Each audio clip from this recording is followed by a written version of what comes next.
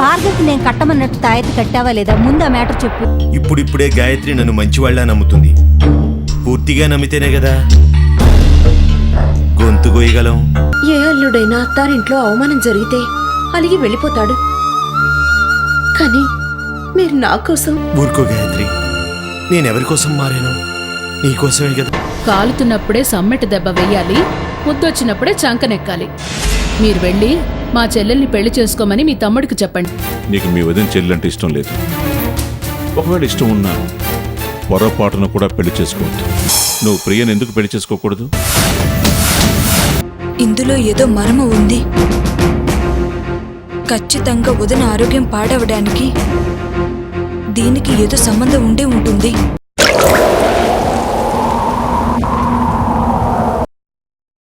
వదినా, భార్గవ వదినా,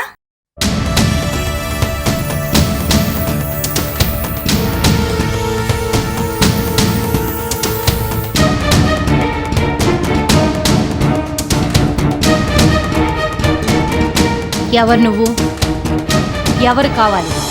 నేనత్తమ్మా, సూర్య వాళ్ళ చెల్లెలు కావ్యని. నువ్వెవరైతే నాకేంటి? ముందు నా ఇంటికి ఎందుకు వచ్చావో అది చెప్పు. ఇలాంటి క్యారెక్టర్లు ఇంటికొకరుంటారేమో. అక్కడ మా వదిన, ఇక్కడ ఈవిడ. పాపం భార్గవ వదినకి ఎక్కడున్నా ప్రశాంతత లేకుండా పోయింది. సమాధానం చెప్పకుండా గుడ్లప్పగించి చూస్తావేంటి? ఎందుకొచ్చావు ఇక్కడికి? ఒకసారి భార్గవ వదిన చూసి వెళ్దామని వచ్చానత్తమ్మా. సిగ్గులేదా నీకు? మీ అన్నేమో విడాకుల నోటీస్ పంపిస్తే నువ్వు పరామర్శించడానికి వచ్చావా? విడిపోవాలనుకున్న వాళ్ళు విడిపోవాలన్నట్టే ఉండాలి, కానీ మళ్ళీ కొత్తగా సంబంధాలు కలుపుకోకూడదు. మర్యాదగా బయటికెళ్ళు. ఏదో ఆవేశం వల్ల, కొన్ని విషయాల్లో అపార్థం చేసుకోవడం వల్ల అన్నయ్య అలా నోటీసులు పంపించాడే గాని భార్గవ వదినంటే ఇష్టం లేక కాదు.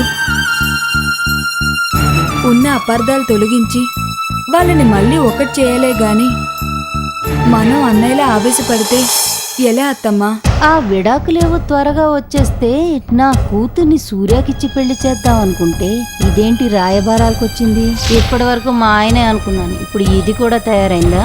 దీనికి అస్సలు ఛాన్స్. ఇంతకీ భార్గవ వదిన ఎక్కడుంది? నీకొక్కసారి చెప్తే అర్థం కాదా? మళ్ళీ మళ్ళీ అడుగుతున్నావు.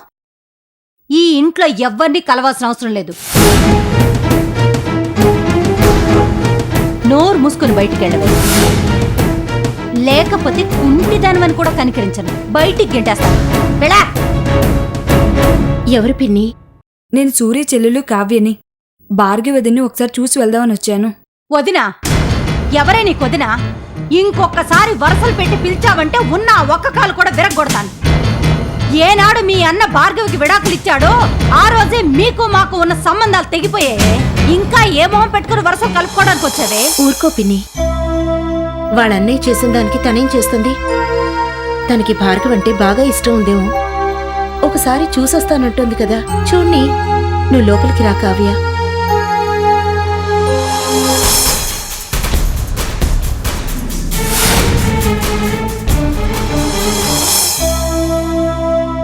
మీరు? నేను భార్గవి అక్కని. నా పేరు గాయత్రి.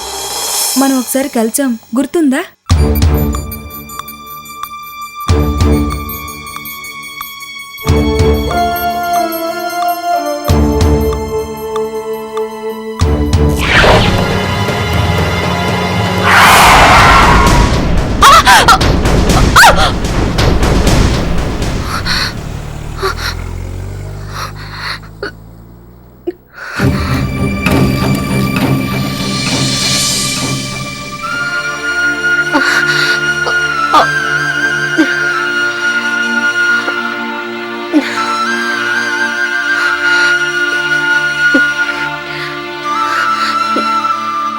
ఏంటండి, రోడ్డు మీద నడిచేటప్పుడు అంత పరధ్యానంగా ఉంటే ఎలా?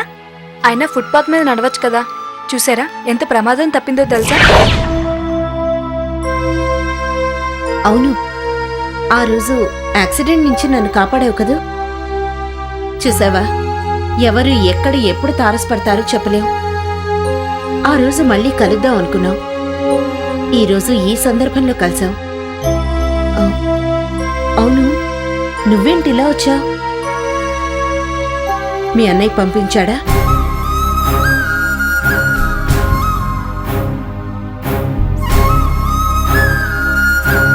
రాయబారం చేసి రమ్మన్నాడా లేకపోతే తెగతెంపులు చేసుకోమని చెప్పడానికి పంపించాడా? నేను వస్తున్నట్టు ఎవరికి తెలియదు వదినా. భార్గవి వదిన్ని చూడాలనిపించింది. భార్గవి వదిన ఎలా ఉందో చూసి వెళ్దామని వచ్చాను. చూడు, బహుశా నువ్వు ఇంకోసారి చూడాలనుకున్నా తను ఉండదేమో. చివరిసారిగా చూసెళ్ళు. అంత మాట అనొద్దు వదినా. భార్గవి వదినకి ఏమీ కాదు. తను బాగుండాలి. తనకేమైతే లేదు. అంత మంచి వదిన మళ్ళీ నాకు దొరకదు. పద. ఎందుకే పెళ్ళి అని తొందరపడ్డావు? అమ్మ నాన్నల దగ్గర ఎంత సంతోషంగా ఉండేదానివి. ఇప్పుడు పెళ్లి చేసుకుని ఏం లాభం? కట్నం ఇవ్వలేదని కాపురం చేయించటం లేదా? అయినా ఈ రోజుల్లో కట్నం తీసుకెళ్లిన ఆడపిల్లల జీవితాలే సరిగ్గా లేవు. కట్నం లేకుండా కాపురం ఎలా చేద్దాం అనుకుంటున్నావే? నువ్వు కట్నం ఇచ్చినా చేస్తావు, ఇవ్వకపోయినా చేస్తావు. నువ్వు ఆడదానిగా పుట్టడమే చేసిన తప్పే. ఎందుకే ఆడదానిగా పుట్టావు? చూస్తానన్నావుగా, చూడు నీ భార్గవ వదిన పరిస్థితి ఎంత దారుణంగా ఉందో. వదినా, ఇలా చూడు వదినా.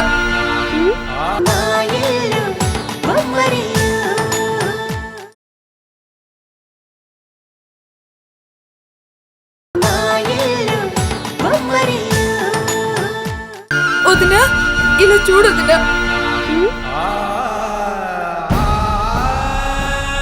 ఎవరు నువ్వు? ఎందుకు ఏడుస్తున్నావు? నేను వదినా, కావ్యని. నన్ను గుర్తుపట్టలేదా?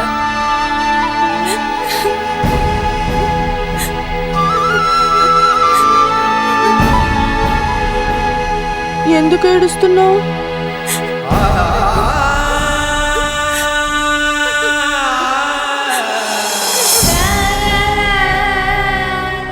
ఏడు, బాగా ఏడు.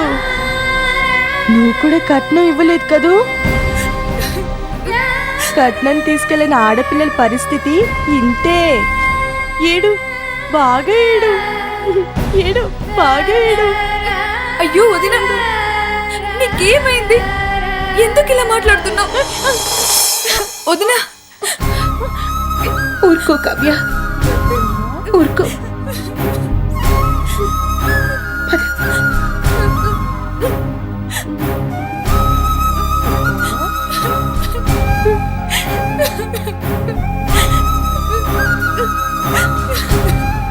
ఊరుకో కావ్య. అసలు భార్గవి ఇలా ఎందుకైందో ఎప్పటికీ అర్థం కావట్లేదు. అయినా తను ఎవరికి ఏం అన్యాయం చేసింది? తనకెందుకు ఈ శిక్ష? ఎంతమంది డాక్టర్లకు చూపించినా అసలు కారణం ఏంటో చెప్పలేకపోతున్నారు. చివరికి ఒక స్వామీజీని కలిసాం. ఆయన వల్లైనా భార్గవికి నయమైతే అంతే చాలు. కొంతమంది స్వార్థం కోసం భార్గవి వదిన్ని ఈ పరిస్థితికి తీసుకొచ్చారనిపిస్తోంది. ఇది చూడు వదినా.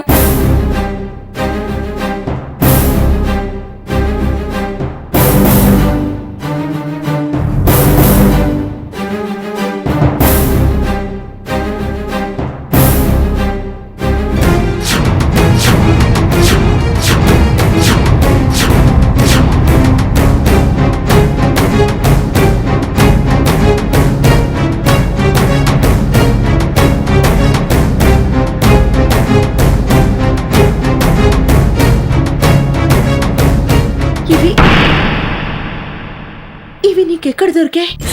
భార్గవి వదిన బీరువాలు బట్టల కింద దొరికాయి.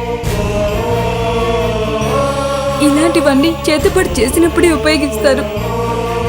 భార్గవి వదిన ఇలా అవ్వడానికి కారణం ఇవే అనిపిస్తోంది.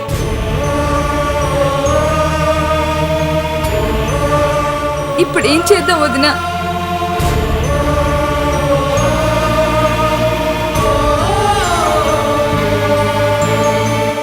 నువ్వేం భయపడొద్దు కావ్య. దీన్ని తీసుకెళ్లి స్వామీజీకి చూపిద్దాం. ఆయన ఎన్ని చూసుకుంటారు. బాబాయ్ లాయర్ దగ్గరికి వెళ్ళారు. వచ్చాక అందరం కలిసి వెళ్దాం. గాయత్రి, వచ్చేసారా? బాబాయ్ ఏరండి? డాక్టర్ని కలవడానికి వెళ్ళాడు. మీకు తోడుగా ఉండమని నన్ను పంపించారు. సర్లేండి, సమయానికి మీరన్నా వచ్చారు. మీరు భార్గవిని చూస్తూ ఉండండి. నేను కావ్య వెళ్ళి స్వామీజీని కలిసొస్తాం. స్వామీజీ దగ్గరికా? ఇప్పుడెందుకు? వీళ్ళింట్లో భార్గవి బట్ల కింద ఇది దొరికిందట.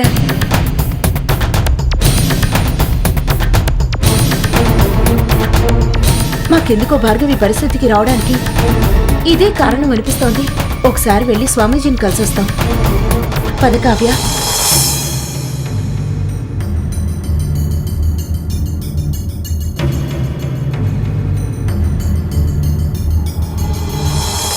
ఈ మనుషులు ఎప్పటికి మారుతారో ఏంటో.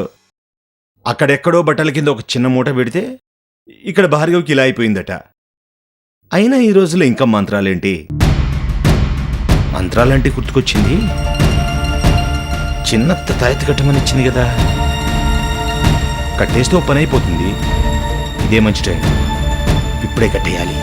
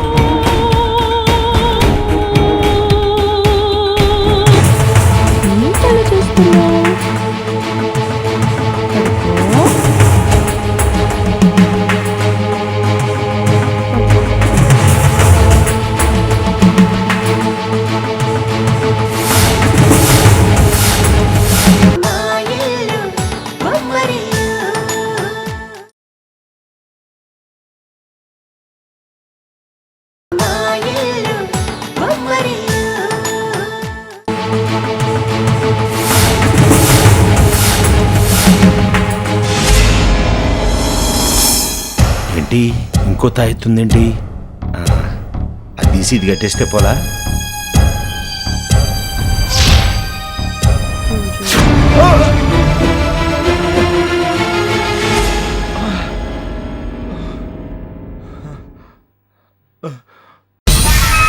భార్గవి, ఇదిగో ఈ తాయెత్తు కట్టుకో. కట్టుకో.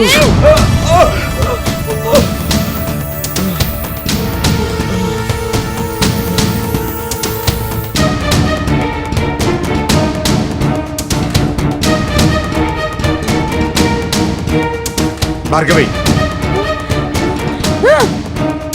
తాయెత్తు కట్టుకుంటావా లేదా? కట్టుకో.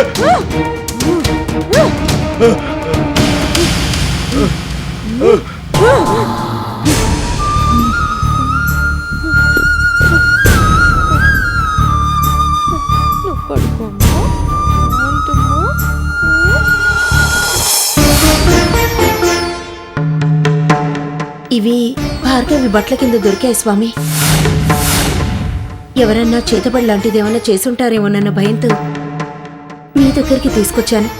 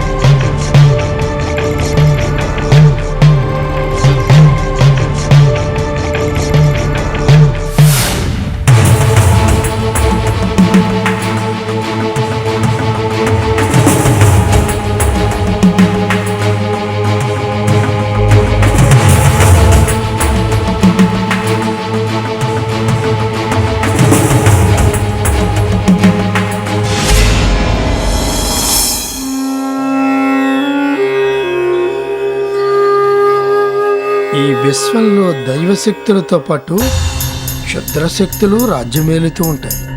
వాటి ఉనికిని కాపాడుకోవడానికి చేసిన ప్రయత్నమే ఇది. అంటే ఇది చేతబడి లాంటిది ఏమైనా అయ్యుంటుందా స్వామి? పేరు ఏదన్నా కావచ్చు, కానీ వీటన్నిటి ధ్యేయం ఒక్కటే, దైవశక్తిపై ఆధిపత్యం సంపాదించడం. కానీ ఎప్పటికీ దైవశక్తి ముందు ఈ క్షుద్రశక్తులు నిలబడలేవమ్మా. ఎంత కారు చీకటినైనా పారదోలడానికి ఒక చిరుదీపం చాలు. ఎప్పటికైనా మంచే జయిస్తుంది. ఆ అంబ అండగా ఉండగా నువ్వు వీటి గురించి భయపడాల్సిన పని లేదు. భార్గవి మంచం కింద రక్తంతో తడిపిన అన్నం ఉంది. దానిపైన నేను మంత్రించి ఇచ్చిన ముద్దని పొడిగా చల్లితే భార్గవికి స్వస్థత చేకూరుతుంది.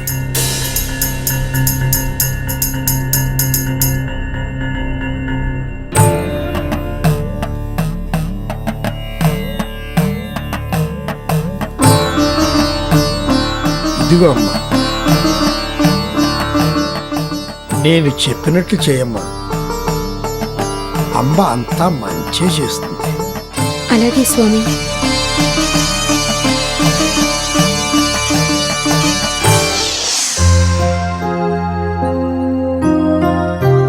చాలా థ్యాంక్స్ కావ్య. సమయానికి నువ్వు ఆ మూటను తెచ్చుండకపోతే భార్గవిని కాపాడుకునే అవకాశం దొరుకుండేది కాదు. నాకెందుకు వదినా థ్యాంక్స్ చెప్పడం? భార్గవి వదినకి ఏదైనా జరిగితే మీరెంత బాధపడతారో నేను అంతే బాధపడతాను. తన మీద మీకెంత బాధ్యత ఉందో నాకు అంతే ఉంది. పదోదిన ఆ తమలపాకు తొందరగా స్వామీజీ పెట్టమన్న చోటు పెడదాం. అదంతా నేను చూసుకుంటాను. నువ్వు ఇంటికెళ్ళు కావ్య. మళ్ళీ నిన్ను చూస్తే పిన్ని గొడవ చేస్తుంది. భార్గవికి ఎలా ఉన్నది నేను నీకు ఫోన్ చేసి చెప్తాను. సరే వదిన, బయలుదేరు. వస్తాను.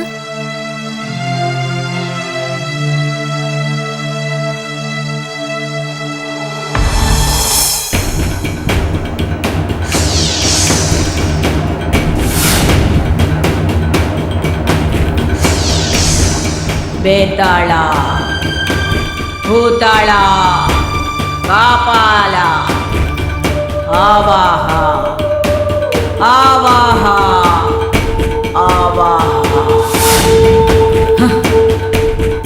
ఈరోజు అమావాస్య.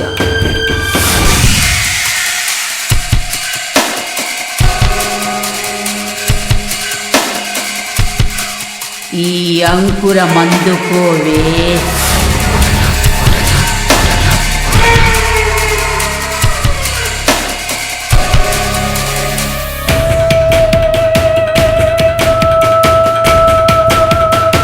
నీ రక్తదాహం తీర్చుకోవే.